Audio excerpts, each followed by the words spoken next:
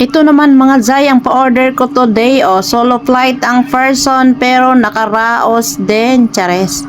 So ayan mga Zay, isang medium size na assorted kakanin, 4-in-1 yan, photo cheese, sapin-sapin, kutsinta at pichi-pichi mga Zay. So medium size yan, and then may pasobra tayo, isang piraso lang talaga mga Zay. Kaya hindi na ako nakakapag-post ng pasobra mga Zay dahil pa isa-isa na lang talaga ang pasobra ko mga Zay. Pwera na lang talaga pagsadyain ko talaga mga Zay. Pasensya na talaga doon sa mga naghahanap ng pasobra. So hindi ko talaga kayo mabibigyan dahil pa isa-isa lang talaga. Dahil hindi pa nga ako nakapagluto, may nakasaad na.